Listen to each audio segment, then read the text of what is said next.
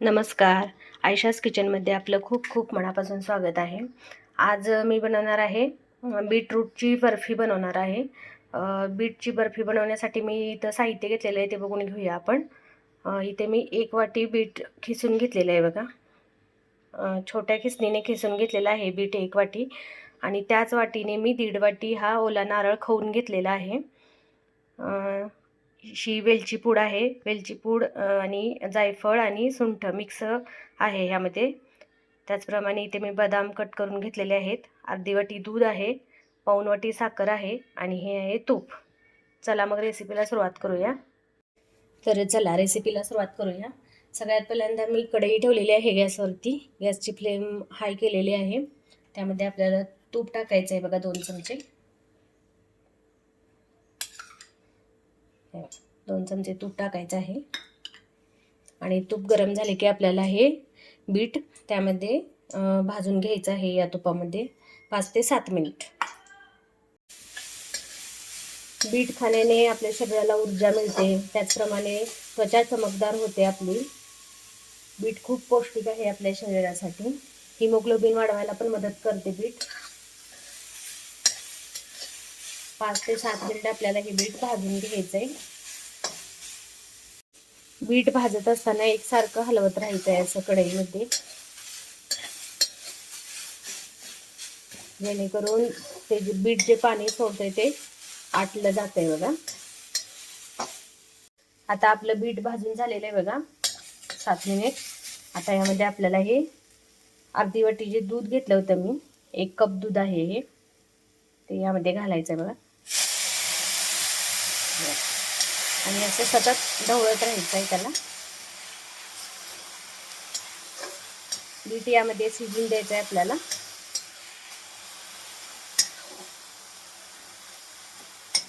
अशा पद्धतीने हे बीट ढवळत राहायचं आहे आपल्याला.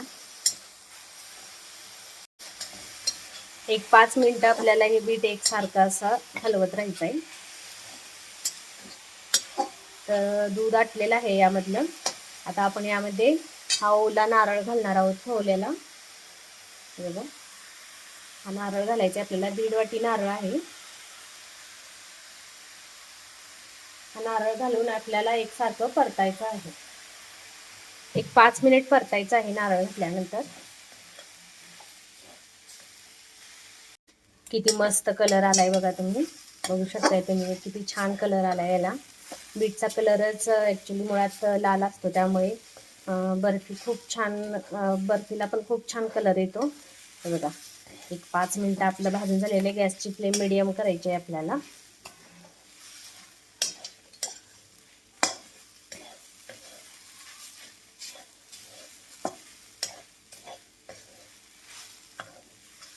आता 5 मिनिटं भाजून झालेलं आहे आपलं. 5 मिनिटं भाजून झालेलं आहे बघा. आता यामध्ये मी साखर घालणार आहे. हे बघा, साखर घालायची. तुम्हाला साखर नको असेल तर तुम्ही या ठिकाणी गूळ पण वापरू शकता. हे बघा, मिक्स करायची आहे सगळी साखर अशी यामध्ये. गॅस मिडियम करायचा आहे. साखर जोपर्यंत विरघळत नाही तोपर्यंत एकसारखं हलवत राहायचं आहे आपल्याला मिश्रण.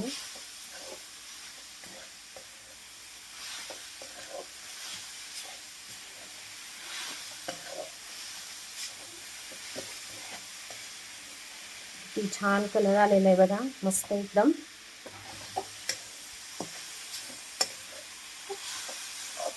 बघा, एकसारखं असं हलवत राहायचं आहे.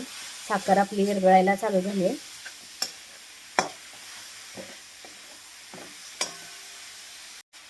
आपल्याला हे साखरेचं पाणी आटेपर्यंत शिजवायचं आहे बीट.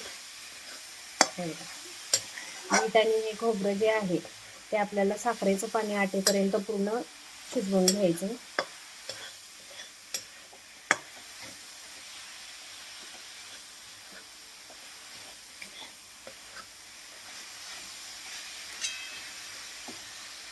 आता यामध्ये आपल्याला सुंठ, वेलदोडे आणि जायफळची पूड घालायची. आपण हे बघा, सुंठ, वेलदोडे, जायफळची पूड घातलेली. आता आणि मिक्स करायचं आपल्याला हे मिश्रण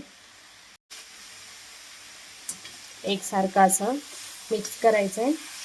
पूर्ण साखरेचं पाणी आटलं पाहिजे, असं पूर्ण सुट्ट झालं पाहिजे बघा हे मिश्रण.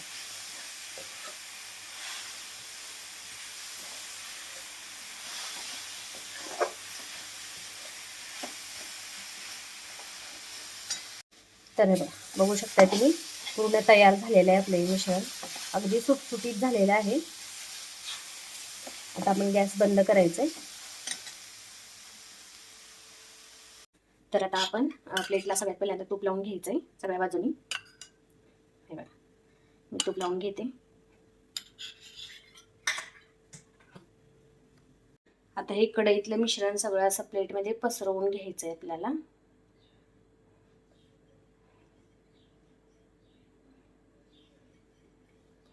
अशा पद्धतीने बघा पूर्ण पसरवून घ्यायचं आहे.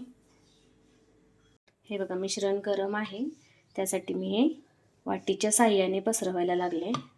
असं प्रेस करायचं आहे पूर्ण.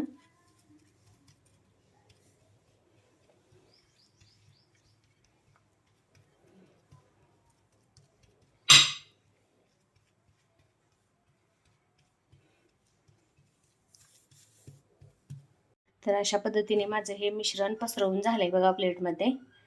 आता हे थंड व्हायला ठेवून द्यायचंय. हे बघा मी अशा प्रकारे याच्यावरती बदाम लावून घेतलेले आहेत. तुम्हाला जर दुसरे ड्रायफ्रूट लावायचे असतील तर तुम्ही लावू शकता. आता आपल्याला हे एक 15 ते 20 मिनिट फ्रीजमध्ये ठेवायचं आहे थंड व्हायला. त्यानंतर आपण याची बर्फी पाडणार आहोत. तर बघू शकताय तुम्ही, बर्फीसाठी आपलं तयार आहे हे बीटचं मिश्रण.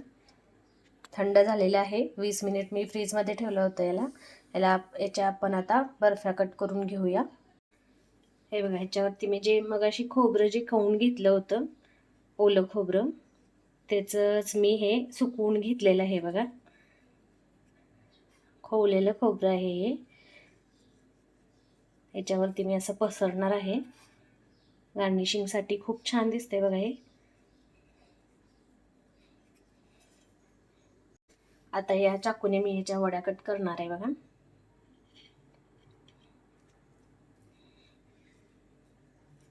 अशा पद्धतीने आपल्याला वड्या पाडून घ्यायच्या आहेत.